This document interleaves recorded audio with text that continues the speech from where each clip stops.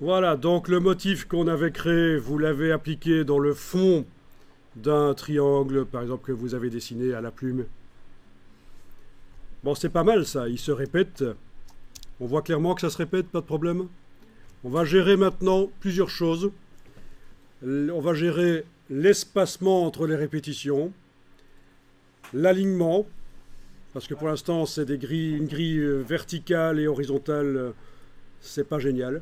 On va gérer la dimension du motif dans la forme et également l'orientation. On va le tourner, le déplacer. Bon. Alors,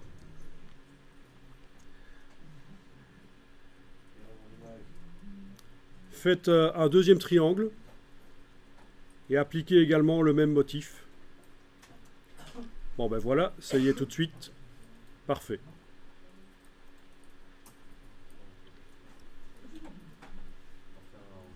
Deuxième triangle qui contient le même motif. Si ça vous amuse de mettre un contour, mettez un contour.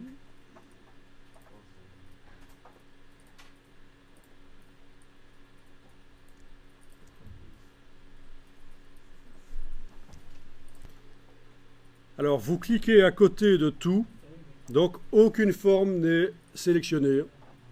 Et on va aller modifier le motif qui est dans la palette nuancier. Donc ce motif qui est dans la palette nuancier est utilisé par deux formes. Aucune des deux formes n'est sélectionnée, mais je vais aller modifier le motif qui sert à remplir les formes. Donc on double-clique sur le motif. Et au centre de la fenêtre, vous avez ceci qui apparaît, avec une palette qui s'appelle Options de motifs. On est d'accord?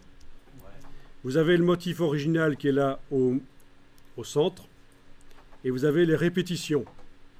Actuellement, on est en 5 par 5. Ça veut dire que pour vous montrer ce que ça donnera, cette forme du milieu, quand on l'utilisera dans une forme, ben, on montre 5 répétitions verticales, 5 répétitions horizontales, tout simplement. On peut en avoir plus si on veut, 9 par 9, voilà. Ces répétitions sont estompées, elles sont un peu fades, pour qu'on arrive à repérer facilement le motif original qui est là au centre. Si on modifie le motif original, ben les répétitions se modifient. Ben essayez, avec notamment, vous avez cet outil concepteur de forme. Non, là au-dessus, vous avez l'outil largeur. Vous le voyez dans C6? Ok. Non, l'outil largeur. Concepteur de forme, je me suis trompé, je ne devais pas vous parler de ça. L'outil largeur.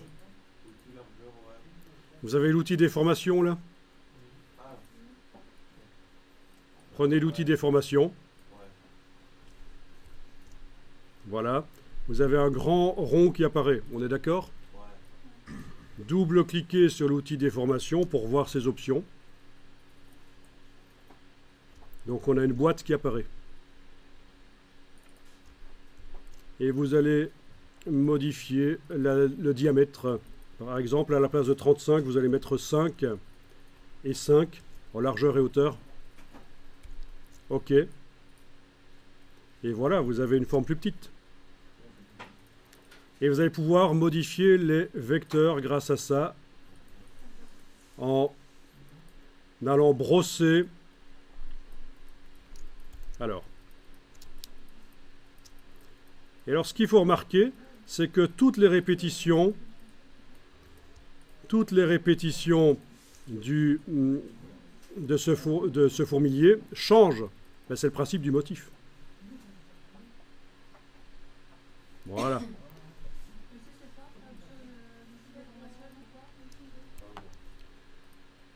Voilà, c'est une des manières de transformer les vecteurs.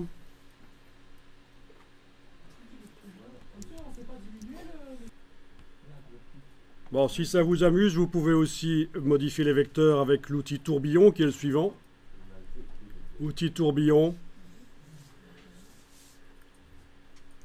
Et quand vous cliquez sur le bord, ben, ça crée un tourbillon.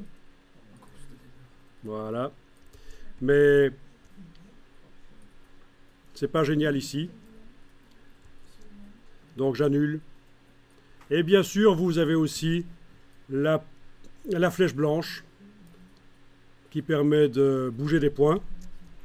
Également le crayon qui permet de redessiner, si vous voulez.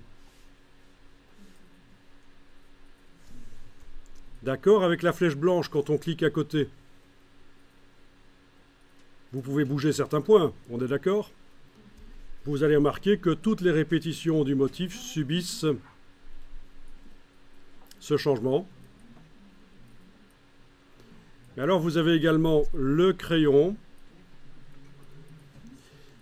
qui se cache où d'ailleurs, ici? Là. Voilà. Essayez de trouver l'outil crayon.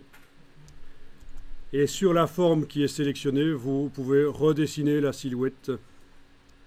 On sélectionne la forme, on redessine. Ce n'est pas évident, en effet. Alors, vous connaissez les tablettes graphiques, au fait? Bon, c'est quand même bien quand on travaille dans Illustrator, ça.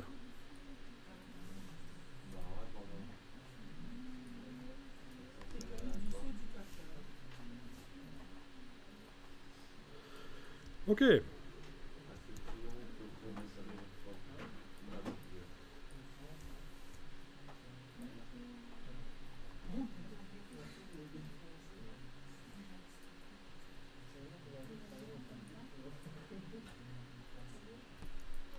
Donc ce sera peut-être plus facile à la tablette graphique en fait, de faire ce genre de choses.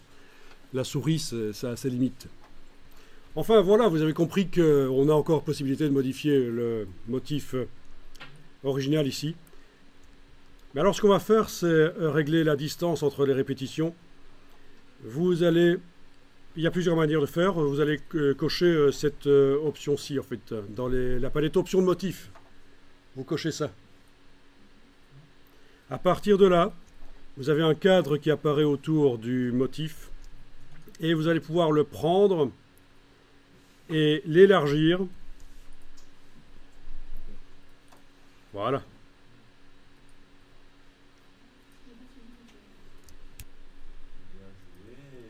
Vous avez aussi le type de grille. Alors, vous avez la possibilité de changer pour faire un motif en quinconce.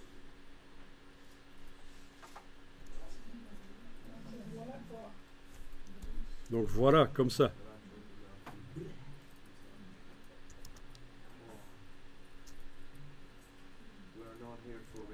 Alors, il y a d'autres options dans cette palette et on en parlera pour d'autres types de motifs. Les options de chevauchement.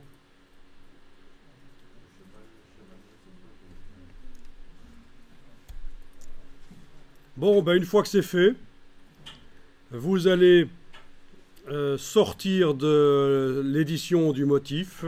Donc je vous rappelle que vous êtes entré dedans en double-cliquant sur le motif dans la palette nuancier. Maintenant on sort de l'édition de motif avec le fil d'Ariane là au-dessus. Et vous remarquez que toutes les formes qui utilisent le motif sont mises à jour.